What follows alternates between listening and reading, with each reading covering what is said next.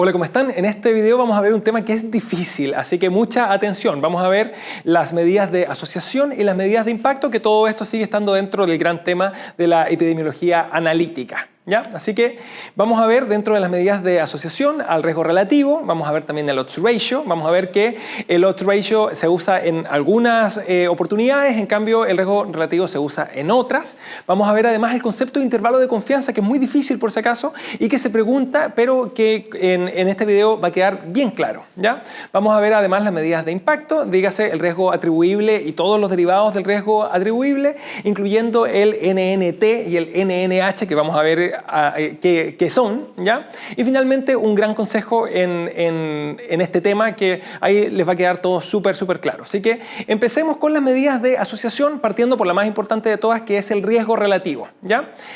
Me indica el número de veces que aumenta el riesgo de algo. Ejemplo, si yo les digo que el riesgo relativo es 5, quiere decir que aumenta 5 veces este riesgo. Ahora, como algo importante, si es que fuera menor a 1, si es que fuera ejemplo 0,5, esto quiere decir que me disminuye en cambio el riesgo a la mitad, ¿ya?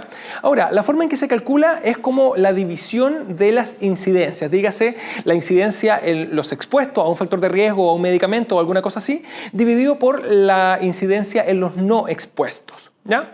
Ahora, que quede bien claro, como requiere de incidencias, solamente se puede calcular los estudios que se ven hacia el futuro, en los prospectivos, ¿cierto? Dígase, en los ensayos clínicos, que habitualmente uno ve un riesgo relativo más bajo, ¿cierto? Menor a 1, o bien en los de cohortes, que es el clásico para los factores de riesgo, por si acaso, ¿ya? O sea, nuevamente, repito, no lo puedo usar o no lo puedo calcular en los que son de casos y controles, ni en los que son transversales, en el sentido en que ahí no hay una incidencia. ¿Ya?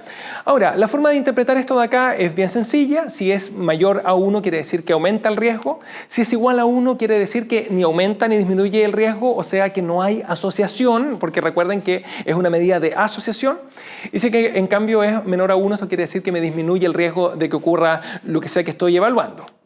Ahora, el odds ratio, que es la otra medida de asociación, acuérdense que es simplemente un estimador del riesgo relativo, pero que yo cuando no tengo incidencias y cuando no puedo calcular el riesgo relativo, en ese caso estoy obligado a estimarlo mediante este odds ratio. Así que sería el de elección en los estudios transversales, que también se llaman estudios de prevalencia, y también en los estudios retrospectivos, como por ejemplo en el estudio de casos y controles. ¿Ya? Ahora, la forma de calcular esto, y les adelanto que hay que calcularlo, hay que saber cómo hacerlo, en general parte con una tabla similar a la que está ahí, que arriba van por un lado los enfermos y los sanos, obviamente, y de arriba hacia abajo van los expuestos y los no expuestos a un factor de riesgo. Y obviamente ahí está la A, la B, la C y la D, que la A serían las personas que no estaban expuestas al factor de riesgo, ¿cierto? Pero que se enferman, La B serían los que estaban expuestos, pero que se mantuvieron sanos. La C serían los que no estaban expuestos y aún así se enfermaron. Y finalmente la D serían los que no estaban expuestos y se mantuvieron sanos. ¿Ya? Ahora, les menciono eso porque lo vamos a ver con más detalle, de manera de entender cómo se calcula el riesgo relativo y cómo se calcula el odds ratio. ¿Ya? ¿Cuál es la fórmula del riesgo relativo? Es esa fórmula que está ahí. A partido por A más B dividido C partido por C más D. ¿Ya? Y como para que se entienda esto, recordemos que el riesgo relativo era la razón de las incidencias, ¿cierto? Dígase la incidencia en los expuestos dividido la incidencia en los no expuestos. Y la incidencia en los expuestos es justamente A partido por A más B, en el sentido en que dentro de los expuestos la A son los que se enfermaron, ¿cierto? Y esto dividido el total de expuestos, que es justamente A más B, que está ahí encerrado con ese círculo. ¿Ya? La incidencia en los no expuestos, en cambio, son los que se enferman dentro de los no expuestos, dígase la letra C, dividido por el total de no expuestos, dígase ahí el C más D. ¿Ya? Ahora, en el caso del odds ratio, el cálculo es mucho más complejo que eso, la verdad, pero afortunadamente se me simplifica la ecuación al final y me queda de esa forma. A por D dividido el C por B. ¿Ya? Así que a grandes rasgos hay que multiplicar de manera cruzada, por si acaso. ¿Sí? A por D, todo esto dividido por C por B, ¿ya? O por B por C, como ustedes quieran. ¿Ya? Ahora, algo importantísimo, al momento de que enfrenten a la pregunta del EUNACOM, asegúrense que el cuadro esté bien y que estén los enfermos y los sanos, ¿cierto? Y que aparte estén los expuestos y los no expuestos, en ese orden. Si es que se los ponen al revés, por ejemplo, con los enfermos al otro lado o con los expuestos y los no expuestos de manera invertida, yo les recomiendo que hagan una nueva tabla en la misma hoja del examen y que la pongan en orden, ¿cierto? Y ahí uno evita confundirse.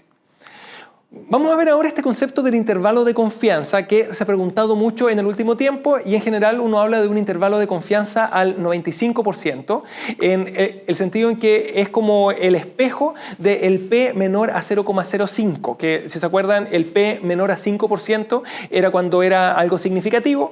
En cambio, al verlo con el intervalo de confianza vamos a ver que va a ser significativo cuando no pasa por el 1, ¿ya? Así que, ¿cuál es la forma de interpretar un intervalo de confianza? Es la siguiente. Si es que el intervalo de confianza va y pasa por el número 1, en ese caso no es significativo. Si es que en cambio no pasa por el número 1, en ese caso sí es significativo. Y esto no quedó en absoluto claro ahora, pero va a quedar claro con los ejemplos que vamos a ver después, por si acaso, ¿ya? ¿Qué significa que el intervalo de confianza no pase por el número 1? Significa lo mismo que el P sea menor a 0,05. O sea, significa que sí hay diferencias significativas. Repito, va a quedar más claro en unos minutos más cuando veamos los ejemplos. ¿Ya? Vamos con estos ejemplos.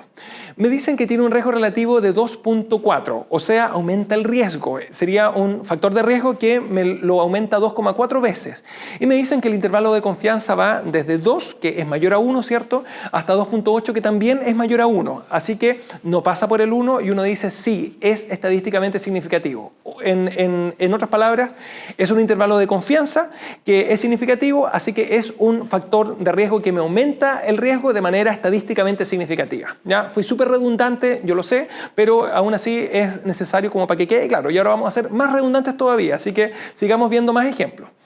Aquí tengo un odds ratio que me dice que es de 1,2, uno dice es mayor a 1, aumenta el riesgo, es un factor de riesgo, pero el intervalo de confianza va desde el 0,7, que es menor a 1, hasta el 2,0, que es mayor a 1. O sea, aquí sí pasa por el 1.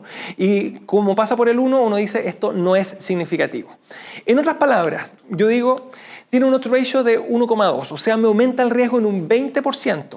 Sin embargo, yo con un 95% de confianza puedo afirmar que me disminuye el riesgo en un 30%, en el sentido que es lo que le falta al 0,7 para llegar al 1 es 0,3, el 30%, o me lo aumenta al doble. Así que me queda la duda, ¿te baja el riesgo entonces o te aumenta el riesgo? Y uno dice, bueno, no estoy seguro, así que no es significativo en el sentido en que pasa por el 1. ¿Ya? El siguiente, el riesgo relativo de 14. Uno dice un factor de riesgo que aumenta 14 veces el riesgo, o sea, un factor de riesgo muy importante, pero me da un intervalo de confianza que es muy amplio, que va desde 2, o sea que me aumenta el riesgo 2 veces, hasta 32, o sea que me aumenta el riesgo 32 veces. Y en este caso uno dice igualmente no pasa por el 1, así que sí es significativo. Entonces fíjense, en este caso es un factor de riesgo real, es un factor de riesgo que no pasa por el 1, así que es estadísticamente significativo, pero aún así viene con un intervalo de confianza muy grande, lo cual me queda la duda qué tanto aumenta el riesgo. Pero sí me queda súper claro que sí aumenta el riesgo porque no pasa por el 1. ¿Ya? Va quedando un poquito más claro. Si es que no, vamos con otro más. ¿Ya? Tengo un riesgo relativo de 0,85, o sea, aquí me disminuye el riesgo y me dicen que con un 95% de confianza me baja el riesgo en un 25% hasta que me lo baja solamente en un 5%. O sea que va de 0,75 hasta 0,95. En ambos casos, el 0,75 y el 0,95 son números menores a 1. Así que en este caso yo digo sí es significativo.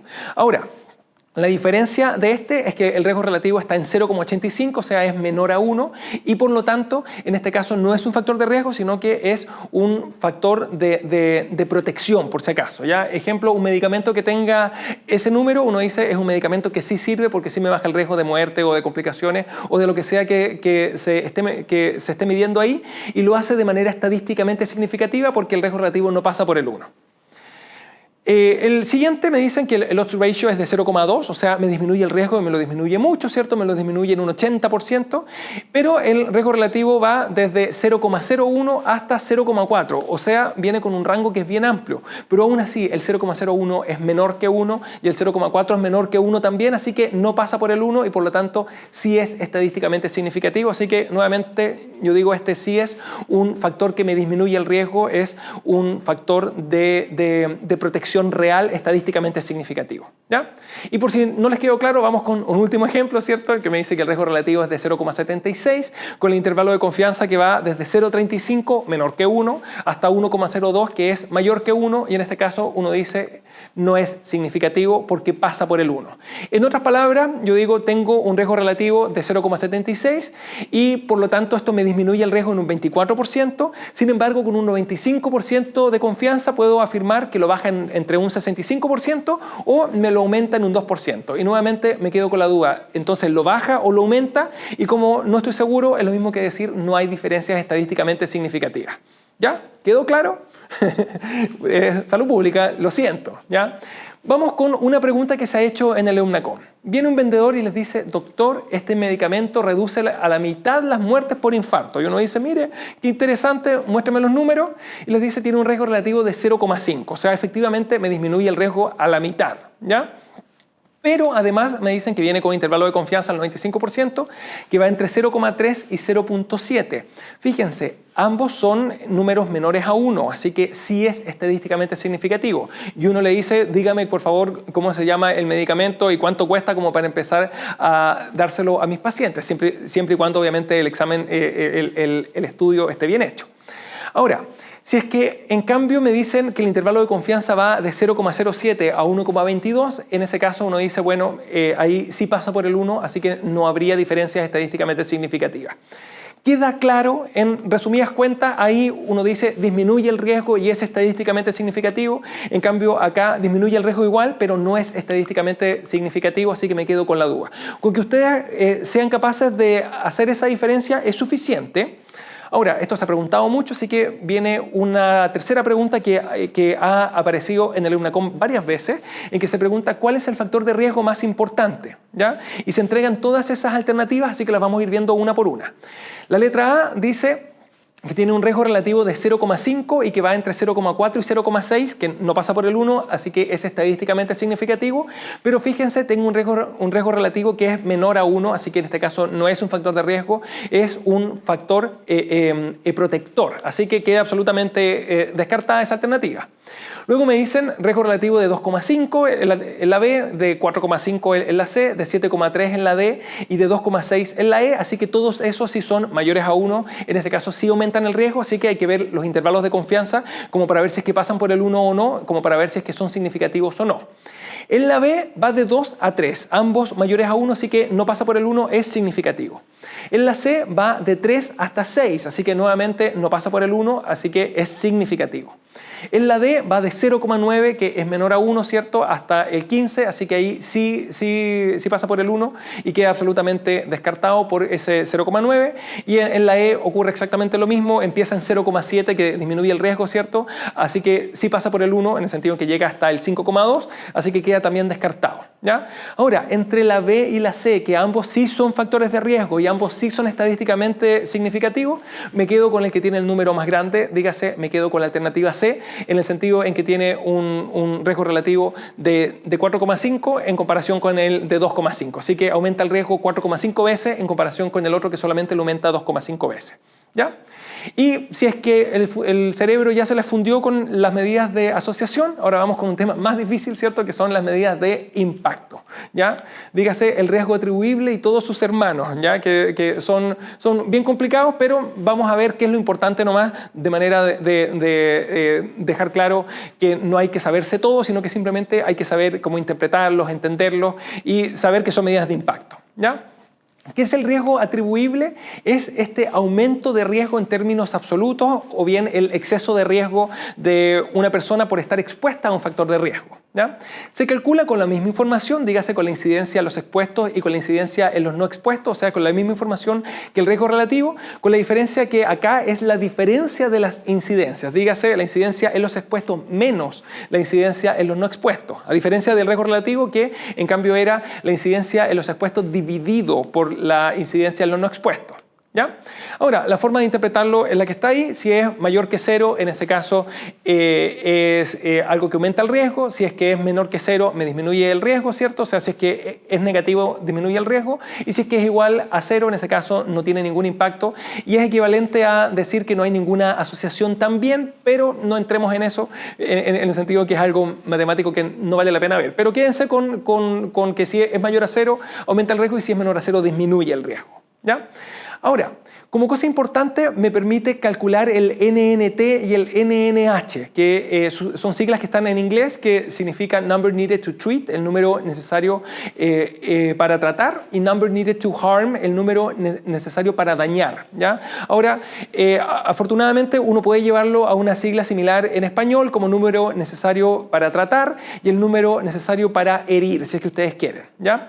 Ahora, ¿cuál es el concepto de esto? Lo vamos a ver con un ejemplo después, pero el concepto del NNT es el número de pacientes al cual yo debo darle un tratamiento, un medicamento, para que uno se mejore debido al medicamento o para que uno se beneficie debido a esa intervención. ¿Ya?